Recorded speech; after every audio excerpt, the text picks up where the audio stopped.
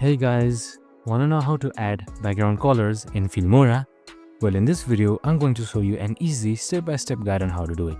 It's super simple, so let's get right into it. Now first off, simply make sure you have Wondershare Filmora installed and open it. Once you've opened it, this window should pop up. Now, on the left side right here, you can see the menu. Simply click on Stock Media. And once you're there, make sure you click on Library first. And here, you can see various background colors available.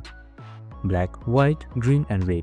You can also search up, maybe search blue, and here you will be provided blue background. And there you have it. Now you can just simply download and drag and drop it to the timeline right here. Simple as that, right? And that's it. It's super simple and easy. Now you can add foreground by importing through medias and what's more. And that's it. I hope this video helped.